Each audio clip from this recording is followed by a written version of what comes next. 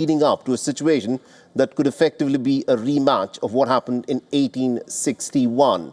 Firstly, give us a sense of what the situation is like in Illinois and also in the streets of Chicago, and then tell us why is it that the politicians there are dubbing this to be a potential civil war? Because politicians over there have failed time and again to keep a city like Chicago safe. It's been decades in the ruins, and the people are frustrated. As I said yesterday, notably Chicago's South Side. Everyone in the United States knows Chicago needs help. But this particular issue right now is at the height of the debate because immigration plays into it. ICE authorities are essentially not able to carry out the operations they need to carry out safely because not only the politicians, but there are gang members now putting bounty and money on the heads of ICE agents for people to go and get them and then get paid because they don't want the immigration crackdown to happen. So while there are peaceful protests, there are those that oppose what President Trump is doing, but the violence is coming, as I mentioned, not only from gangs, but also from organized groups who are doxing and putting the families of law enforcement at risk. So essentially their hands are tied. As for the politicians there, well, they don't want the spotlight on their city because it just shows that their policies have failed. But nonetheless, as we saw during those sound bites, there are two camps always here in the United States. It's really far-fetched to say that there's going to be a civil war. But nonetheless, many believe that this is a presidential outreach. Donald Trump is doing way too much for something like this. And others are just throwing their hands up in the air and saying that, well, if not this, then what? Then what is the solution ultimately for some peace in these cities? Indeed. Thank you very much, Susan Tehrani, for joining us with all those updates then. All right, now staying on with more news from the United States of America. The American president's popularity has come under the spotlight, and this time, Trump has made news himself after he posted an image sharing incorrect popularity numbers. Now, Trump posted this image on social media platform Truth Social. The photograph shows 57% approval ratings for the American president. But here's the catch. The poll from which this rating has been cited reveals a different number altogether. The popularity percentage has been quoted from Rasmussen Reports, which runs a daily presidential tracker to track Trump's popularity ever since he assumed office in January this year. But the actual data shows that the latest popularity numbers stand at 47% and not 57% as Trump claims. Now, in fact, Trump's ratings, according to this tracker, have never been 57% at all. The highest that his popularity had reached was in the first few days since he was elected, and then it was 56%. And as of this week, his popularity has dipped to about 47%.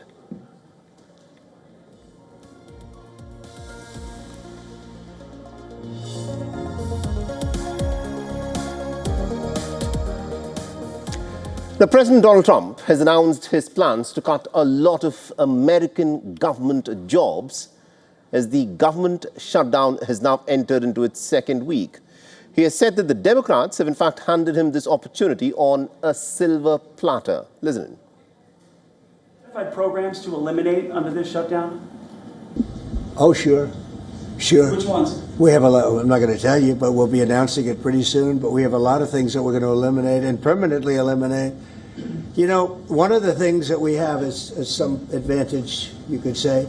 But because of the shutdown, which I think they made a big mistake, we're able to take out billions and billions of dollars of waste, fraud, and abuse. And they've handed it, on a silver platter. And, Russell Vought, he's a serious person, very serious person. And he's sitting there and he's getting ready to cut things. Now, controversy has also erupted after a report by Axios claimed that the Trump administration is looking to remove back pay provisions for the furloughed workers. The move challenges the 2019 law that Trump had himself signed after the record 35-day shutdown, which was widely seen as ensuring back pay.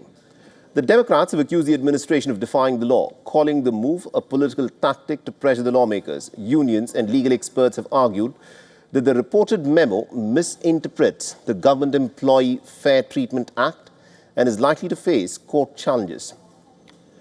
Meanwhile, some Republicans have suggested the legality of automatic back pay that remains open to interpretation. The thousands of employees are already receiving some partial paychecks, likely their last until the impasse ends. While Trump has pledged full pay for military personnel, the uncertainty for civilian workers continues to deepen. Now, the analysts are saying that the move could in fact further erode the morale within the federal workforce, already strained by years of downsizing and policy clashes. So with the Congress deadlocked over funding priorities, the standoff shows no signs of easing, leaving the federal paychecks and the law itself under question.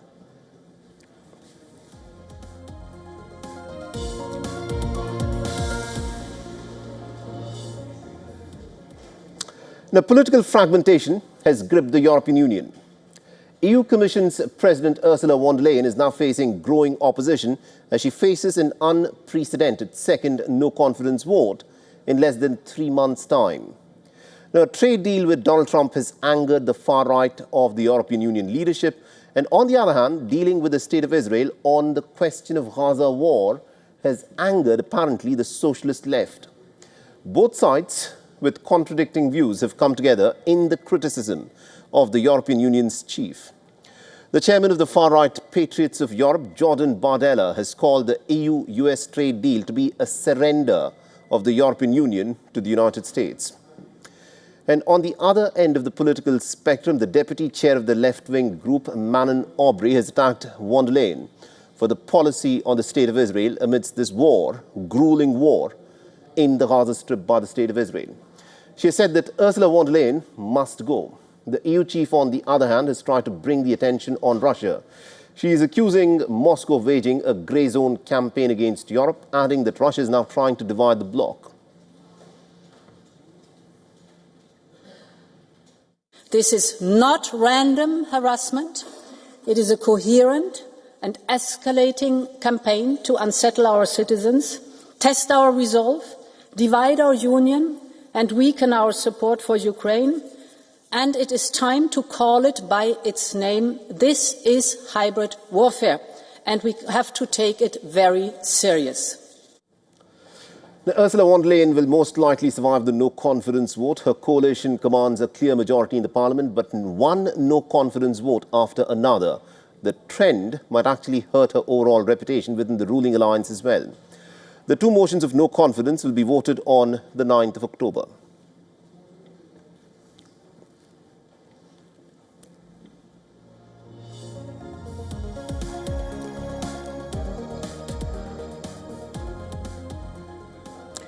Political tensions are on the rise in Moldova. The last month's parliamentary elections are fueling yet another crisis where the pro-Russian party that lost the polls last month is now planning to hit the streets in defiance. The pro-European party of President Maia Sandu registered a victory in the parliamentary polls with just over 50% of the votes. But days after the results were declared, the pro-Russian Socialists of the Republic of Moldova, or the PSRM, are refusing to accept the outcome of this election. The opposition Patriotic Electoral Bloc managed to secure only 24% of the vote. Now, the anti-West coalition campaigned on rejecting the European integration and strengthening ties with Russia. The refusal to accept the election results has come at a time when Moldova's constitutional court is preparing to certify the vote. And the decision is expected to spark protests. The Moscow-friendly socialists claim that election was marred by irregularities and abuse of state resources. The claim is in complete contrast to accusations of Russian interference before and during the elections. It is important to note that the elections in fact took place amidst mounting fears of Russian interference days before the vote. The President Sandu in fact warned that if Moscow succeeds in influencing the election, then the consequences will be direct and dangerous for Moldova and the entire region, with both the parties accusing each other of election malpractice. The political stability of a small, landlocked nation between Ukraine and Romania hangs in balance.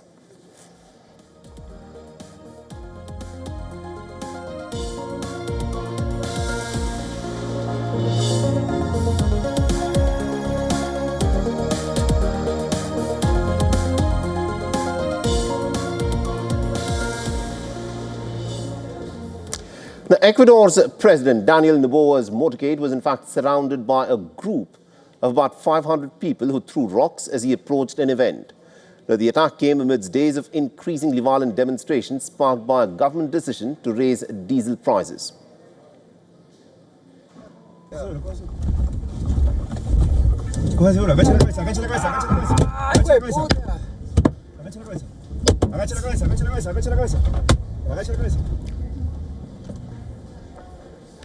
The video released by the government, reportedly filmed from inside the motorcade, shows the protesters standing in the road, draped in flags, scrambling to collect large stones and bricks.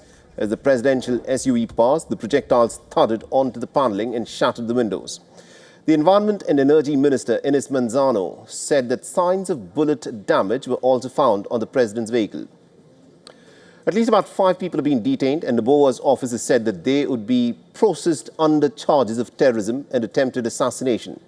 The recently re-elected president is in fact trying to cut diesel subsidies to save about $1 billion in terms of government spending, diverting much of the savings to security funding. Now, the protesters have in fact gone on strike. They've blocked roads and abducted about 16 soldiers who were eventually released unharmed.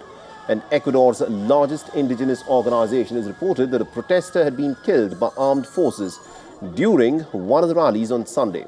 And also between the protesters and security services, more than 100 people are believed to have been injured in the unrest. A state of emergency has also been declared across several provinces. The government has accused cartels who are vying for control of cocaine trading routes of being behind the unrest.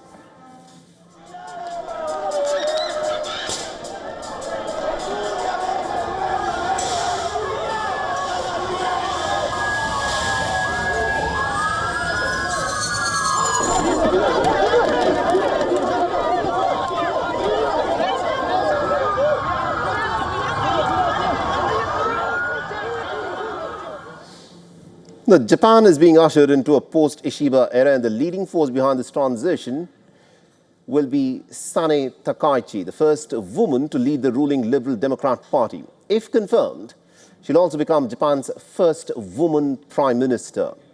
The LDP remains the largest party in Japan's parliament, but it lacks a majority in both houses, making Takaichi's path to becoming the prime minister much more tougher.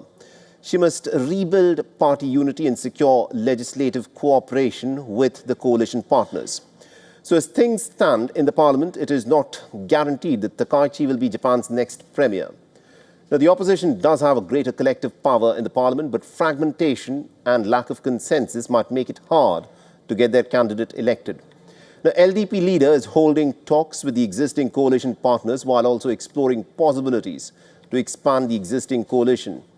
She held a meeting with Komito's leadership but failed to reach an agreement. If the coalition splits, then Takaichi will fall way behind the majority mark and may seek to broker alliances with other parties. But there is very little turnaround time left. The main opposition party has announced a consensus candidate to challenge Takaichi. A special parliamentary session is slated to take place on the 15th of October. The next few days are going to be a rigorous negotiation process that will take place from both sides.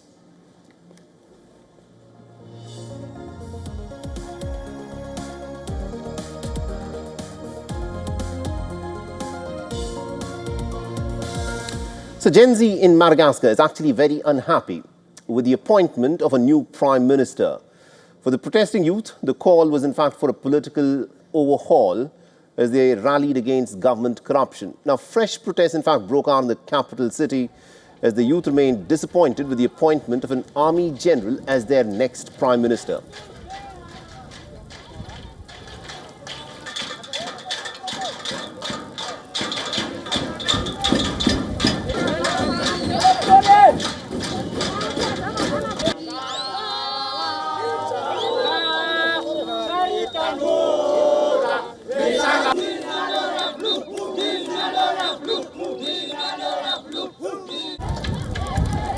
Now, many are in fact calling these actions to be nothing more than a whitewash as they continue to demand for the president's resignation and for sweeping reforms in government institutions. A new prime minister? It's not a new prime minister we want, it's a change in the system. Is the prime minister going to come down here and take care of the Madagascans? No. What can he do? What is he going to change? What is he going to change in 6 months? I saw that the president gave him 6 months to assess his abilities. What is he going to do in 6 months? Is he going to increase our salaries? Well, we'll wait and see, if he doesn't get sacked first. On attend de voir s'il saute pas avant. Here, we are defending our rights, our real rights, which are to have water and electricity, but especially in our sector, the medical sector. The thing is, interns are all, how shall I put it, interns are mistreated.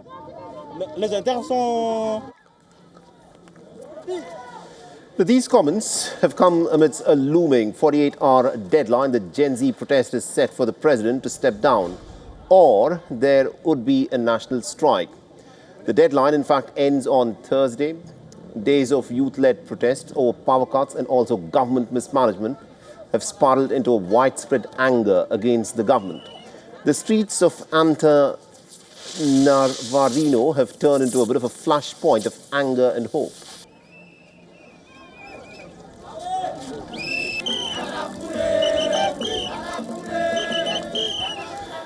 Now, for nearly about 2 weeks, thousands of young protesters have marched through the capital facing tear gas and baton charges, and according to the United Nations, at least about 22 people have been killed and over 100 others have sustained injuries.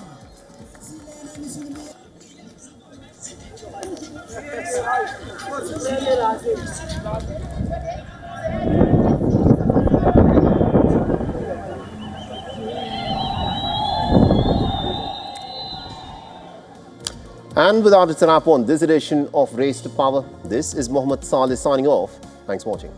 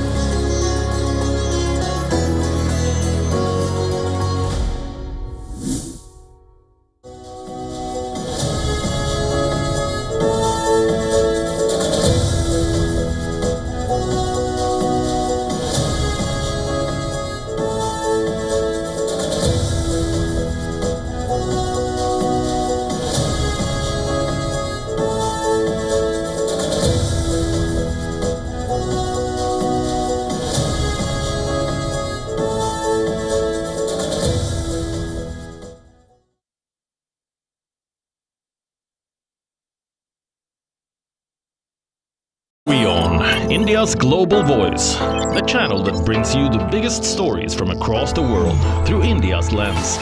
Now available in more than 190 countries worldwide, because we believe that the world is one.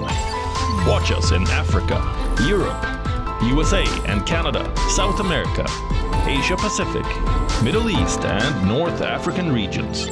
Also available on these digital platforms across the world. WION, world is one. From the bustling trading floors of Wall Street to the vibrant exchanges of Asian stock markets, WION breaks it down for you to make sense of what's happening, as we reveal the key factors behind events, strategic battles, and the game-changing business decisions that shape the world. We bring you all of this and more on World Business Watch.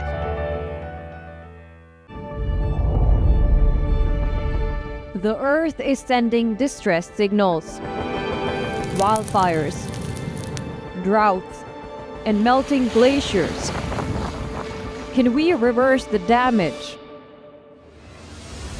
Explore the harrowing effects of climate change. It's a wake-up call. Global emergency. Climate Tracker on WION World is One. The stress of our world can take a toll on our physical and emotional health. Here, in New York's Catskill Mountains, lies a luxurious place of healing called WION Wellness Center. The WION Wellness Center provides 500,000 square feet of natural methods to manage diabetes, hypertension, chronic pain, obesity, depression, anxiety, and other conditions. We use the traditions of centuries-old natural science from India, yoga, Ayurveda, acupuncture, and naturopathy in personalized programs that help you take charge of your own health. A minimum 5-day stay is recommended for best results. Book now at WION.com. From the bustling trading floors of Wall Street to the vibrant exchanges of Asian stock markets, WION breaks it down for you to make sense of what's happening, as we reveal the key factors behind events, strategic battles, and the game-changing business decisions that shape the world. We bring you all of this and more on World Business Watch.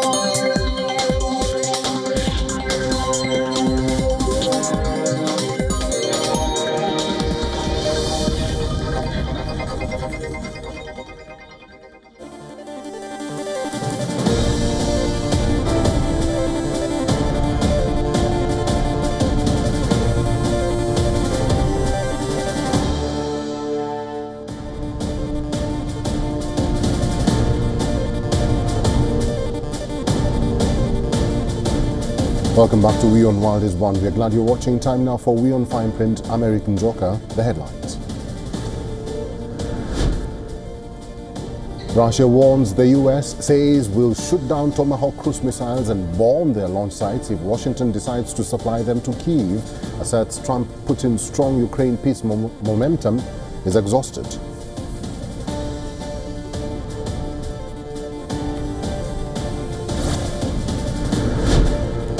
Reports indicate U.S. Secretary of State Marco Rubio is expected to attend a ministerial meeting to be held on Thursday in Paris with European, Arab and other states. Gaza's post-war transition to be discussed.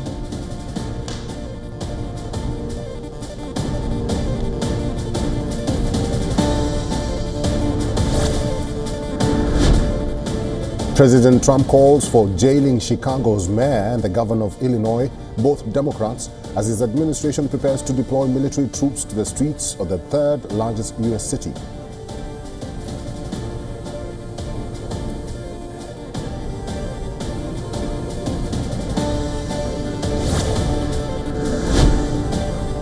Jailed Pakistan Tehreek-e-Insaf Chief Imran Khan removes Khyber Pakhtunkhwa Chief Minister Ali Amin Gandapur. This comes amid reports of growing internal rifts within the party.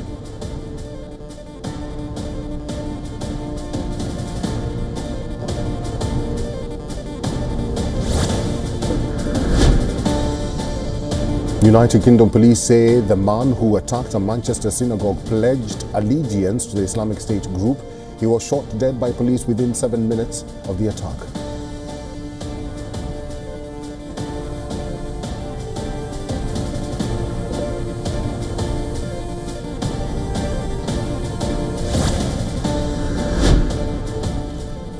Former FBI Director James Comey pleads not guilty to felony charges in a case widely seen as an escalation of US President Donald Trump's campaign of legal retribution against political opponents.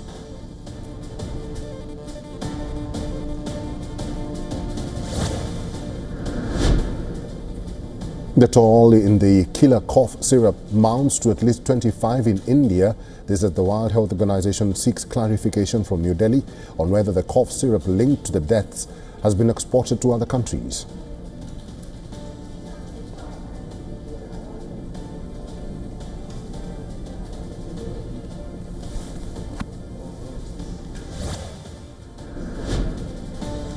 Tens of thousands of people stranded as Vietnam witnesses record flooding. At least 8 people dead in flash floods and landslides in Vietnam's mountainous north in the last 2 days.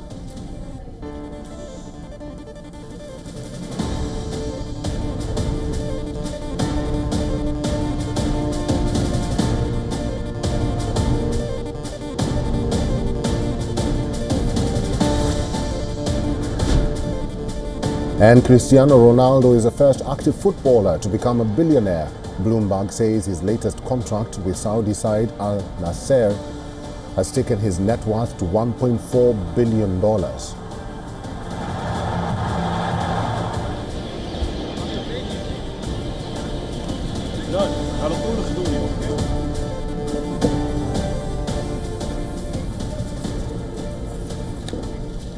The Russia-Ukraine war shows no signs of slowing down. Russia has unleashed a wave of drone and missile attacks across Ukraine, hitting vital infrastructure in Chernihiv and Kharkiv regions. Ukraine, in turn, has struck Russia's Belgorod region, killing 3 people. As the fighting intensifies, US President Donald Trump admits attaining peace in Ukraine is a daunting task.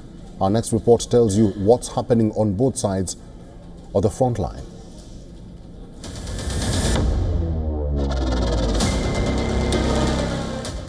Russia